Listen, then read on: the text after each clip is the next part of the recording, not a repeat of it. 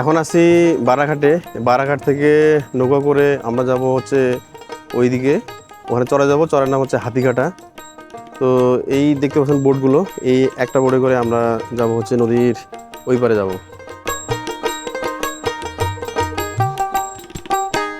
বন্ধুরা, আমাদের যে ট্রলারটি, যে ট্রলারে করে আমরা নদীর ওই পারে যাবো, সেই ট্রলারটি ছেড়ে দেওয়া হয়েছে। এই ঘাটটার নাম কিন্তু হচ্ছে বাররা ঘাট। এবং এই ঘাটে আপনি আসবেন কিভাবে? এখানে আসার সহজ উপায়, আপনি যদি ঢাকা থেকে আসতে চান, ঢাকা থেকে আসতে চাইলে আপনাকে গুলিস্তান থেকে ময়ূরঘাটগামী যে বাসগুলো আছে সেই বাসগুলোতে আসতে পারবেন। সেই বাসগুলোতে এসে ময়ূরঘাট যাওয়ার পূর্বেই এটাকে বলে কার্তিকপুর, সেই কার্তিকপুরে নামতে হবে। ওখান থেকে অটোতে করে আপনারা এই ঘাটে আসতে পারবেন। এবং এই ঘাটটা কিন্তু সুন্দর, যদিও ময়ূর ঘাটের মতো ওইরকম না। ময়ূর ঘাটে অনেক গ্যাঞ্জাম থাকে, অনেক লোকজন থাকে, এখানে একটু লোকজন কম থাকে এবং পরিবেশটা খুবই সুন্দর।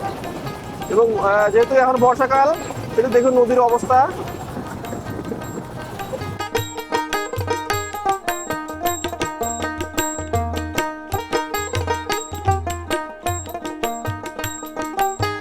আমরা এখন আছি পদ্মা নদীর মাঝখানে আছি এবং দেখুন ওদিকে একটু চর দেখা যাচ্ছে। এবং আমরা কিন্তু চরের ওই পারে যাবো, এই চরে আমরা নামবো না, আরো চর আছে এখানে। এবং আমরা আসলাম হচ্ছে ওই ঘাট থেকে, দেখুন ওই দূরে দেখা যাচ্ছে। আমরা বুঝতে পারছি যেহেতু পাতায় আছে, এই জন্য দেখুন নদী কিন্তু উত্তাল। এই দেখুন, এবং এই নদী উত্তাল থাকার কারণে কিন্তু আমরা এই নদীর স্রোত বুঝতে পারতেছি না। কিন্তু আপনি যখন গত সপ্তাহে এসেছিলাম তখন নদী উত্তাল ছিল, তখন এখানে দেখেছি অনেক স্রোত। কিন্তু বর্ষাকালে এমনিতে সবসময় আপনার পদ্মা নদীতে পানি থাকে, বর্ষাকালে কিন্তু আরো পদ্মা টইটুম্ব হয় এবং এখানে অনেক স্রোত থাকে।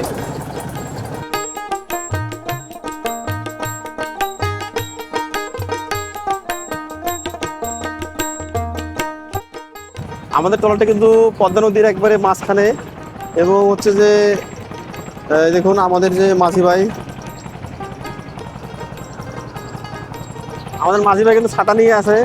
কারণ হচ্ছে যে আকাশে কিন্তু প্রচন্ড রোদ। ভাইয়ের নাম কি? আরিফ ভাই।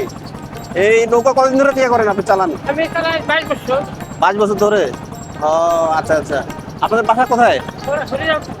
হরিরামপুরে। আচ্ছা, হরিরামপুর থেকে এখানে এখানে চালান না অন্য কোথাও আবার? মানে আপনি মূলত হচ্ছে হরিরামপুরে চালান, ওখানে কি পদ্মা নদীতেই? আচ্ছা আচ্ছা। আপনার হচ্ছে মাঝি ভাইয়ের নাম হচ্ছে হানিফ। তো ওই হানিফের সাথে কথা বললাম, তো উনি বললো যে আমাদের নাকি আরও 40 মিনিট লাগে। আমি মনে করেছিলাম যে হয়তো বা এই চটটি হবে, কিন্তু না, উনি বললো যে আরও 40 মিনিট লাগবে। তার মানে আরও কিন্তু অনেক সময়, দীর্ঘ সময় লাগবে। তো সমস্যা নেই, আকাশ আজকে পরিষ্কার আছে। এবং হচ্ছে যে ওই দেখুন ওই দূরে কিন্তু একটা চর দেখা যাচ্ছে, যদিও এখান থেকে জুম করে বেশি দেখানো যাবে না, যদিও এই ক্যামেরায় জুম কম। ওই দেখুন ওই চরটাতে কিন্তু অনেক কাশ ফুল হয়েছে।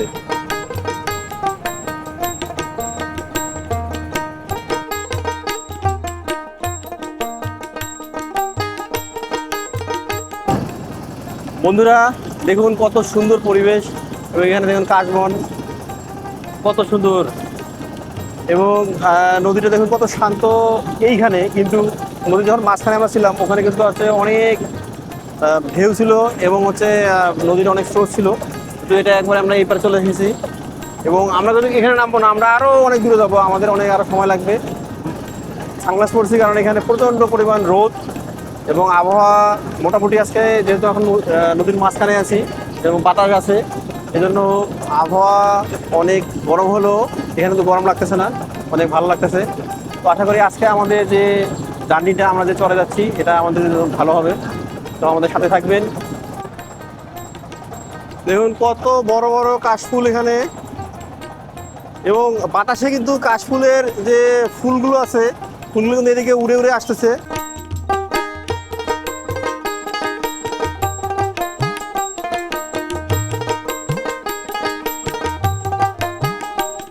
এটা কিন্তু পুরো একটা চর, এবং এখানে কিন্তু আশেপাশে বসত বাড়ি নেই, বসত বাড়ি হচ্ছে ওইদিকে।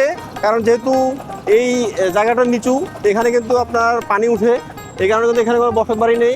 এবং এটা কিন্তু আস্তে আস্তে ভাঙতেছে, দেখুন ওই যে অনেক ভাঙতেছে, ভাঙন ধরছে, এই জন্য বসতবাড়ি কিন্তু ওই দূরে আছে, ওই দূরে দেখা যাচ্ছে। আর এটা কিন্তু ভাঙতেছে, দেখুন ওই যে অনেক ভাঙতেছে। এই চরের ধার দিয়ে কিন্তু আমরা চলে যাব, ওই দিকে চলে যাব, আরো অনেক সময় লাগবে। এবং এখানে দেখুন অসংখ্য কিন্তু পাখি আছে এখানে।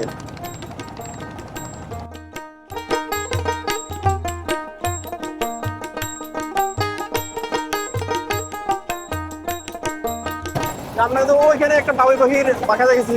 আসলে বাবুই পাখিরা বাসা বাঁধে কোথায়? বাবুই পাখিরা কিন্তু সাধারণত নির্জন জায়গায় বাসা বাঁধাতে পছন্দ করে। তো বর্তমানে যেহেতু ওরকম গাছ নেই, আগে আমরা দেখতাম যে সুপারি গাছে অনেক বাবুই পাখির বাসা ছিল।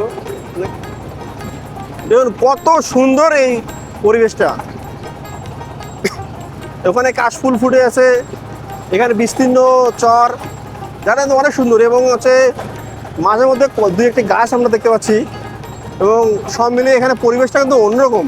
এই দেখুন দেখুন পাখি কিভাবে উঠতেছে, এখানে অনেক বক দেখতে পাচ্ছি, এখানে অনেক বক, সাদা বক একদিকে, একদিকে সাদা কাশফুল, মানে সব মিলিয়ে এখানে পরিবেশটাই অন্যরকম।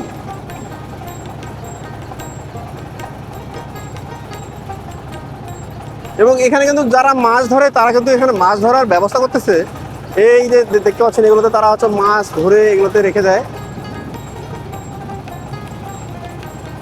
এই ছোট নৌকাটা কিন্তু হচ্ছে মাছ ধরার জন্য নৌকা।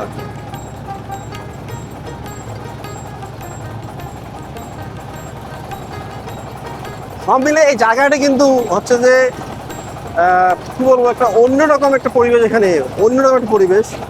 দেখুন না একবার, যে মাঝে মাঝে দুই একটা গাছ দেখতে পাচ্ছি, তারপরে আপনার হচ্ছে সাদা কাশফুল, আবার মাঝে মাঝে সাদা বক দেখতে পাচ্ছি এখানে। এখানে অসংখ্য পাখি আছে, কিন্তু একটি বিস্তীর্ণ একটা ভূমি, এখানে আশেপাশে কোনো বসত বাড়ি নেই, জায়গাটা আসলে অনেক সুন্দর।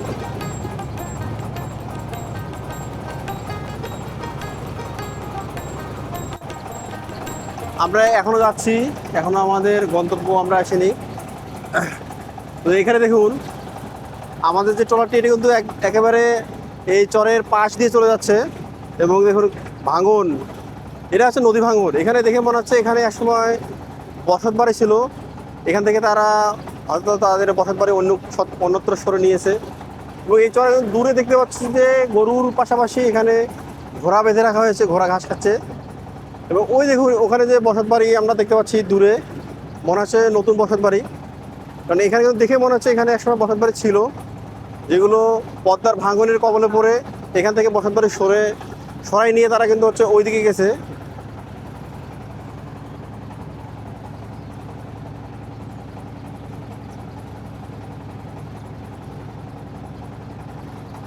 এবং এই বিস্তীর্ণ ভূমিতে গরুর পাশাপাশি এখানে কিন্তু অসংখ্য ঘোড়া দেখতেছি, এখানে অসংখ্য ঘোড়া।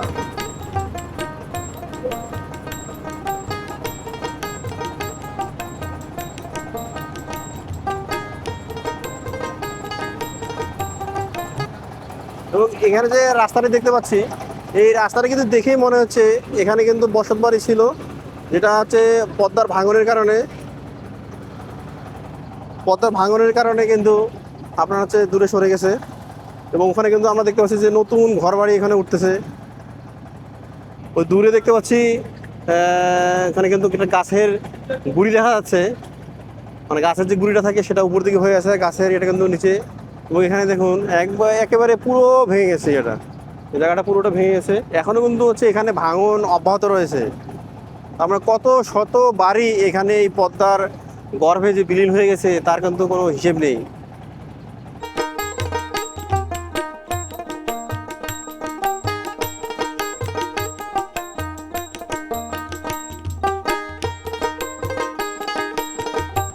হাতিঘাটা যে ঘাট আছে, এই ঘাট থেকে আমরা এখন শালিপুর চলে যাচ্ছি। এবং এখানে যাওয়ার প্রধান বাহন হচ্ছে বাইক। তো সামনে কিন্তু তৌহিদ আর মাহমুদ ভাই একটা বাইকে, আর আমি একটা বাইকে যাচ্ছি।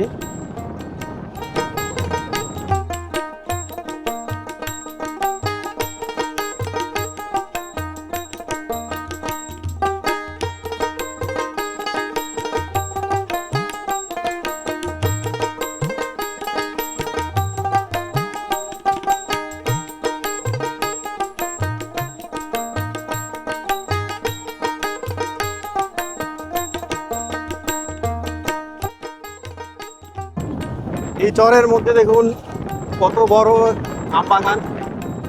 তো এখানে কি শুধু আম চাষ করা হয় তা কিন্তু না, এই জমিতে কিন্তু ভুট্টা চাষ করা হয়।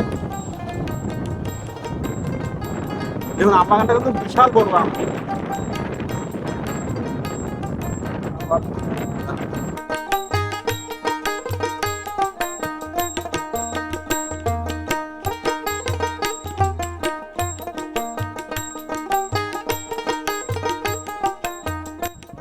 আমরা হাতিঘাটা যে ঘাটটি আছে ওই ঘাট থেকে আমরা এখানে এসেছি।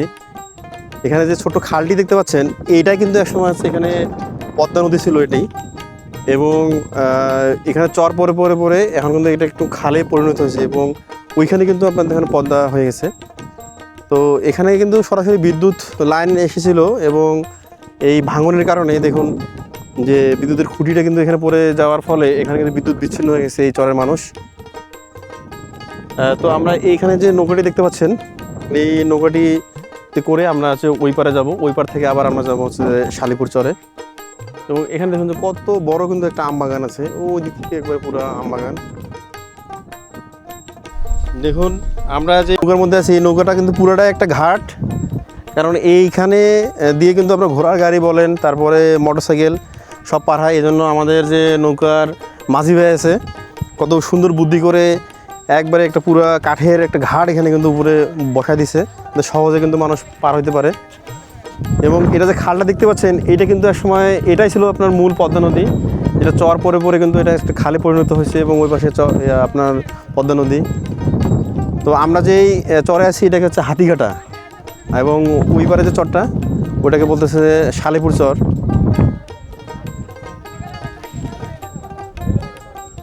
তো বললাম না যে পুরা একটি ঘাট এই ছোট নৌকার মধ্যে কিন্তু নেওয়া হয়েছে। কত টাকা ভাড়া? 3 জনে 30 টাকা, 10 টাকা করে।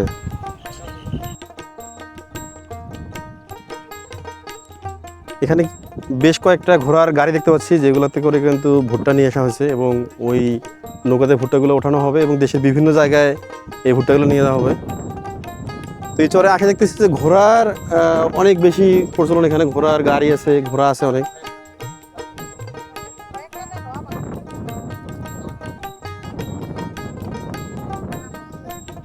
ওই ঘোড়ার গাড়িগুলোতে কিন্তু একটা করে ঘোড়া দেওয়া হয়েছে, কারণ ঘোড়াগুলো যথেষ্ট বড় আছে এবং শক্তিশালী। এবং এখানে কয়েকটি গাড়ি দেখতে পাচ্ছি যেখানে 2টি করে ঘোড়া দেওয়া হয়েছে, কারণ এই ঘোড়াগুলো একটু ছোট এবং ওদের মতো শক্তিশালী মনে হচ্ছে না, এই জন্য এখানে 2টি করে ঘোড়া দেওয়া হয়েছে। এবং দেখুন যে ওই গাড়িতে কিন্তু 2টা ঘোড়া দেওয়া হয়েছে।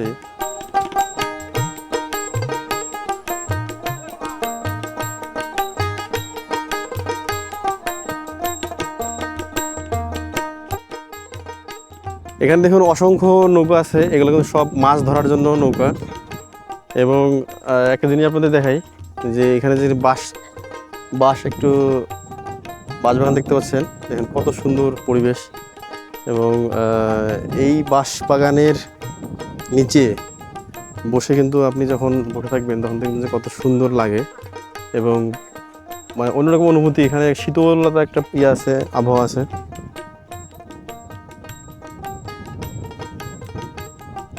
আমরা যে ফরিদপুরের দোকানের ওইখান থেকে মোটরসাইকেল নিয়ে আবার যাচ্ছি মাসুদ খাঁর হাটে। এই আশেপাশে যত হাট আছে তার মধ্যে মাসুদ খাঁর হাটটি শুনছি যে বড় অনেক।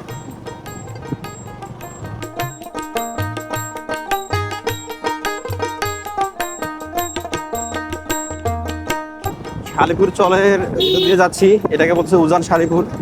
এবং এখানে কিন্তু দেখুন ইটের সলিং করা রাস্তা রয়েছে, বিদ্যুতের লাইন রেখেছে ভাই। এই বিদ্যুতের লাইনটা কোন দিকে আছে?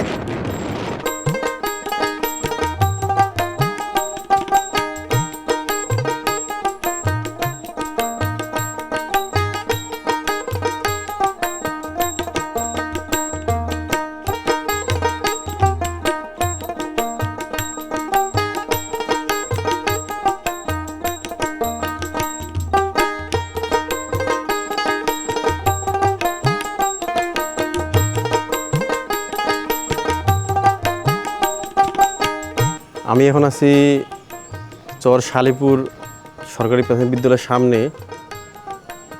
এই চরটি অনেক পুরাতন হওয়ার কারণে এখানে কিন্তু স্কুল আছে, এটা প্রাথমিক বিদ্যালয় এবং ওইটা কিন্তু হচ্ছে আপনার জুনিয়র উচ্চ বিদ্যালয়।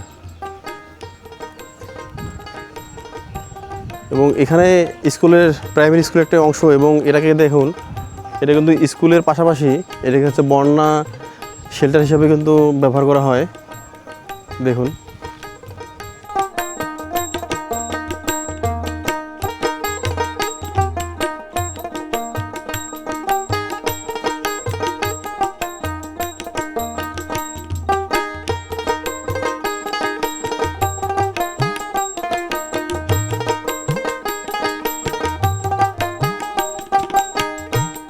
এই চরটার বয়স আনুমানিক, লোকজন এখানকার যারা আছে তারা বলছে আনুমানিক প্রায় 40 বছর। এই কারণে এই চরটা কিন্তু মোটামুটি একটু বলা চলে যে দেখে মনে হয়নি যে এটি আসলে চর, আপনি যদি ভিতরে আসেন একবারে। কারণ এখানে বাড়িঘর বলেন, হাট বাজার বলেন, এখানে হাটটা যে আছে, এই হাটটাতে আমরা আসছি, হাটটার নাম হচ্ছে চর আমিন খাঁর হাট। এবং এই চরের মধ্যে, এই শালিপুর চরের মধ্যে কিন্তু এই আমির খাঁর হাটটাই হচ্ছে বড় হাট। এবং এই হাটটাকে কিন্তু অনেকে আবার মাসুদ খাঁর হাট নামে চিনে, কারণ আমিন খাঁ এবং হচ্ছে মাসুদ খাঁর মধ্যে সম্পর্ক আছে। আমিন খাঁ হচ্ছে মাসুদ খাঁর দাদা, এই জন্য এই হাটটা কিন্তু কাগজে কলমে আছে আমিন খাঁর হাট নামে আছে। এবং হচ্ছে যে বর্তমানে যেহেতু মাসুদ খাঁ বেঁচে আছে, ওনার নামেই কিন্তু এখন অনেকে এটা চিনে, মাসুদ খাঁর হাট। এই মাসুদ খাঁর হাট বসে রবিবার এবং বুধবারে। আজকে শুক্রবার, আজকে হাট নেই, এই জন্য কিন্তু এখানে লোক সংখ্যা অনেক কম, বেশিরভাগ দোকানপাটে কিন্তু বন্ধ। এই শালিপুর চরে কিন্তু অনেক বাজার আছে, তার মধ্যে এই যে বাজারটি আছে মাসুদ খাঁর বাজার, এই বাজারটি কিন্তু বড়।